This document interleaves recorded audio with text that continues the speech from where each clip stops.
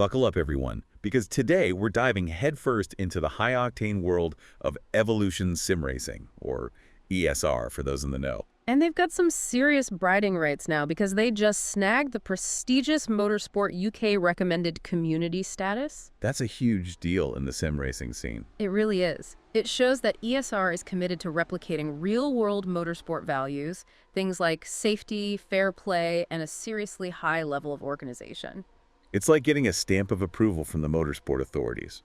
So for anyone who might be new to this, ESR is all about GT3 cars, and they're currently roaring through their 8th season. They got different driver classes based on skill levels, which is pretty neat, a full-on championship calendar, and even dedicated broadcasters to bring the races to life for viewers. They've created this incredibly immersive experience. It's awesome. It really is. So imagine yourself, heart-pounding, on the starting grid at legendary tracks like Watkins Glen or Road Atlanta, or even the iconic Le Mans. And hold on tight, because ESR doesn't just stick to one race format.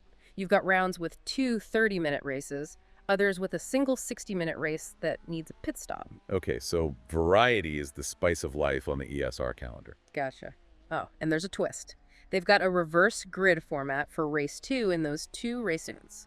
The top 15 finishers from race 1 start in reverse order, so the winner of race 1 has to fight their way through the pack in race 2. Whoa, hold on. A reverse grid, the winner has to claw their way back to the front. Yeah, it adds a whole other level of strategy. Consistency and racecraft suddenly become as crucial as pure speed. It shakes things up. That's brilliant. Keeps things unpredictable, that's for sure. Talk about pressure. But before we get into the heart-stopping action, let's talk about what makes ESR truly unique. Their commitment to clean and competitive racing is a huge part of that, and it starts with their unique starting procedure. See, ESR isn't content with the standard iRacing rolling start. They've tweaked it to minimize the chaos of those first few laps, especially with grids of up to 60 cars. 60 cars. That's a recipe for disaster if not handled right. How do they keep things under control with so many drivers all gunning for position? Discipline, mainly. Think of it like this.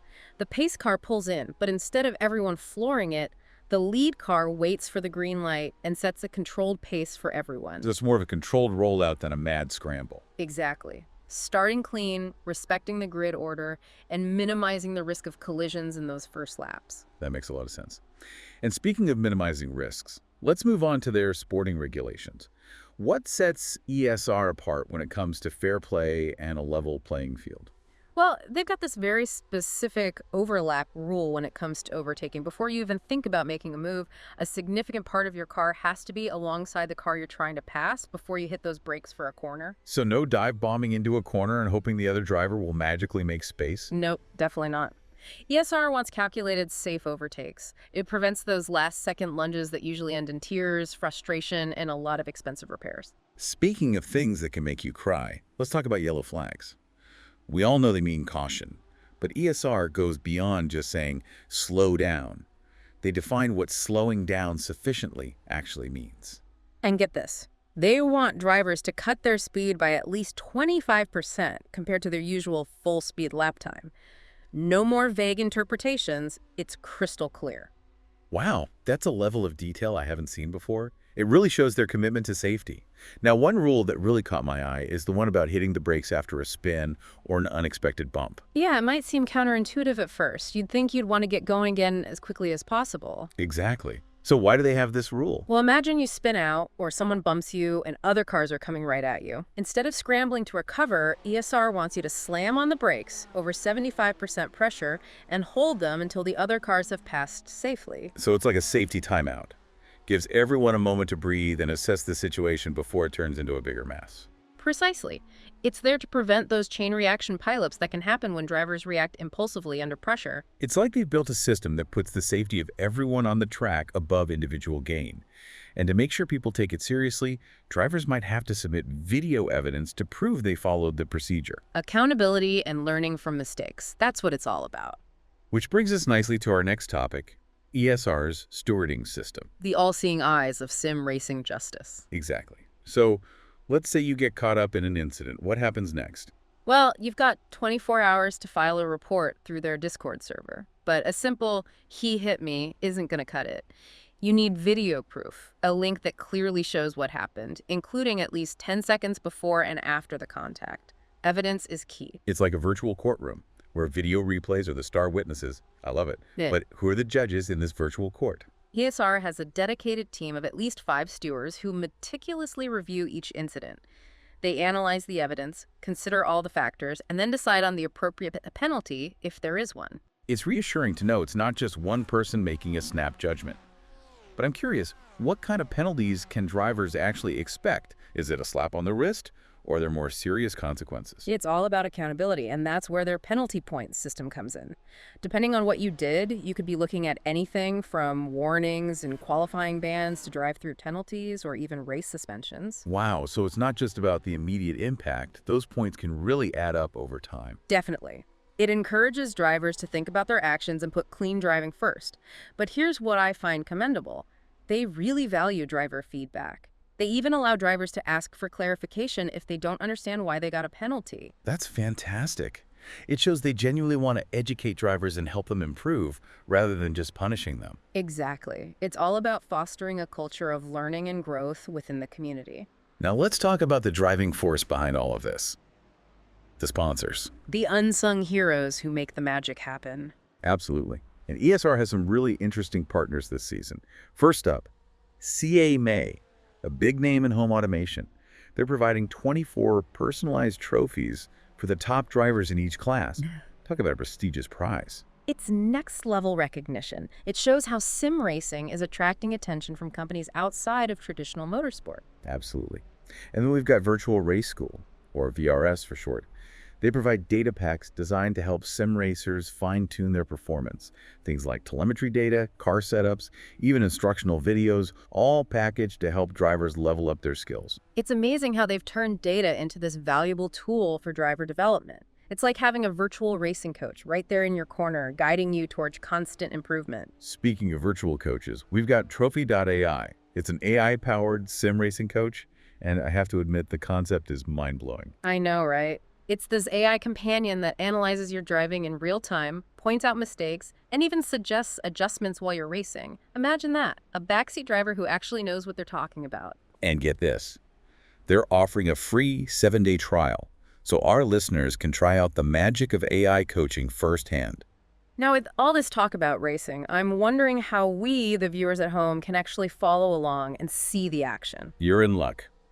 ESR has 2 fantastic broadcasters who bring the races to life for both the A-split and the B-split. For the A-split, which is the top tier of drivers, we've got the dynamic duo of Joseph Glass and Dara Thacker. Wait, Joseph Glass, he's the commentator for the F1 series, isn't he? I can only imagine the excitement and expertise he brings to ESR. Oh, absolutely. He and Dara have this incredible talent for capturing the intensity and drama of the races. They're the voices of sim racing, weaving together insightful commentary with those edge-of-your-seat moments. Okay, I need to check out their broadcast.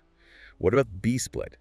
Who guides us through those races? We've got the amazing Paul Walsh, also known as TX141, handling the B-split. He's known for his calm, insightful commentary. So a slightly different vibe from the A-split, but equally engaging, I'm sure. Absolutely. He explains everything so clearly, making it easy to follow even if you're not a hardcore sim racing fan. It's so great that ESR has such talented broadcasters who cater to different styles. It really speaks to how inclusive the community is. And speaking of inclusivity, let's talk about the Race with Respect Code of Conduct.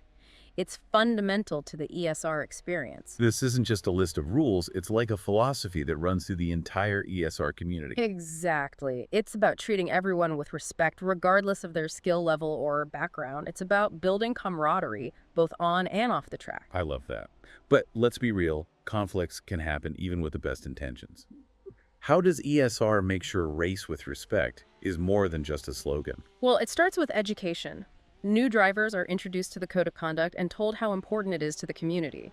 They have special channels on their Discord server where drivers can ask questions, share their thoughts, and learn from each other. So it's about creating a shared understanding and building a culture of respect that goes beyond the virtual track.